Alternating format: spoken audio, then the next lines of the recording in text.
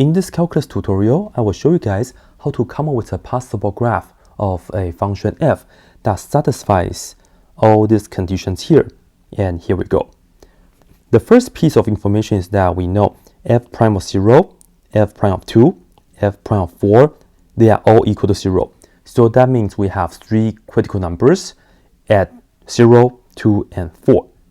And remember, if the derivative is 0 there, then that means we have horizontal tangent line. And of course, these will be the interesting numbers. So I'm just going to go ahead and make my sketch with 0, 2, and 4. Here, the information actually does not include any of the y values. So we really don't know if it's going to be like up here or up here or down here. Don't know yet. And also, with the first piece of information, we don't know if we will have a local min or local max or neither. So don't know yet. Let's go to the next one. Next is that f prime is greater than 0. So if the first derivative is greater than 0, that means the original function is increasing. And we have two conditions. Either when x is less than 0, so we know it's on the interval negative infinity to 0, or the other information is 2 to 4. All right, and then this right here says f prime is less than 0. That means f is decreasing on these two intervals. So that is 0 to 2, and the other one is 4 to infinity. Okay, and based on this right here, can we determine if we have a local min or local max at these critical numbers? Well, let's see. Local min, and all this right here in blue is just all about f. So local min of f at, let's see, x equals where and where.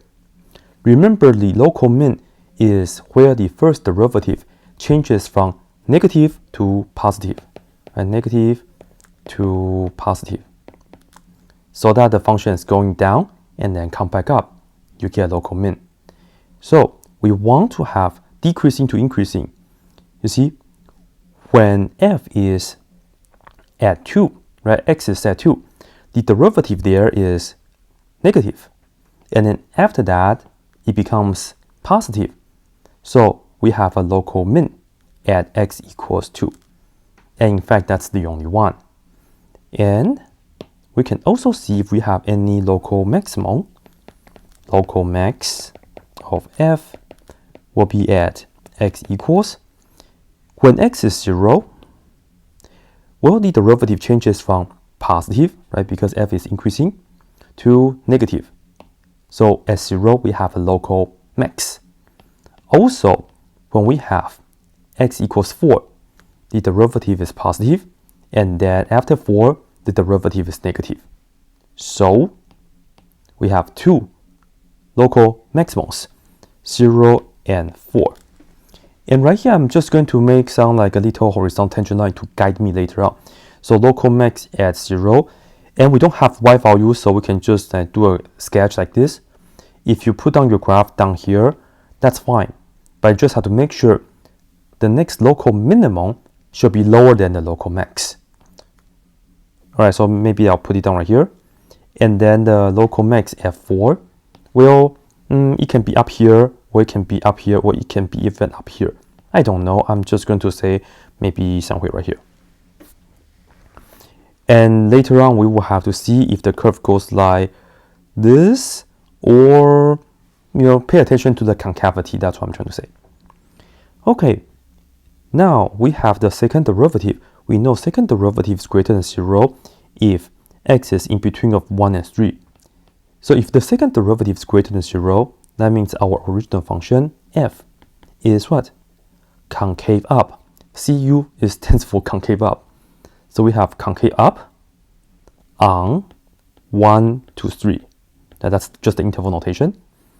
And the second piece right here says f will be concave down, because it's f double prime is less than 0 on negative infinity to 1, and the other one is 3 to infinity. So in fact, we can also conclude that we have what? Point of inflection of f at where? Where does the second derivative change concavity? Well, the answer is 1 and 3, right? 1 and 3. Before 1, the second derivative is negative, and then after 1, right, on this interval, the second derivative is positive. And then at 3, the second derivative is positive, and after 3, the second derivative becomes negative.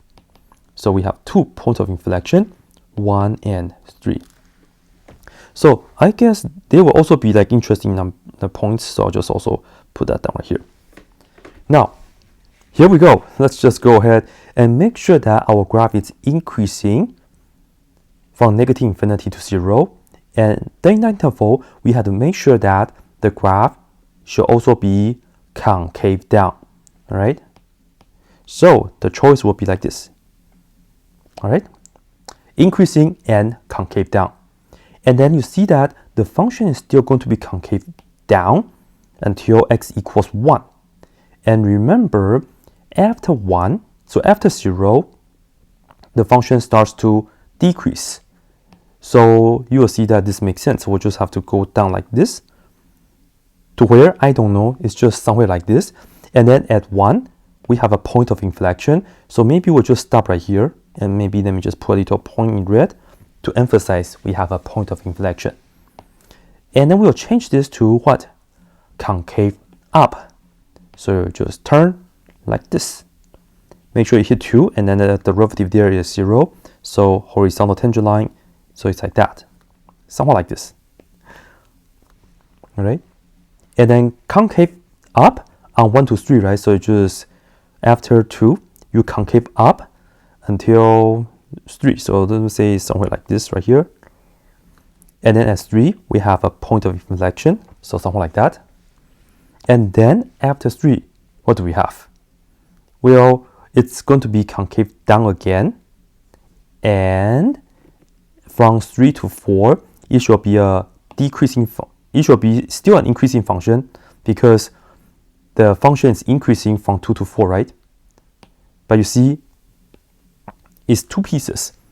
This part, it's increasing and the second derivative is positive. So increasing and concave up. And this piece is increasing but concave down. Yes, and then lastly, after we hit the 4, which is the local max, we just turn back down like this. Yep, so ladies and gentlemen, this will be a possible graph of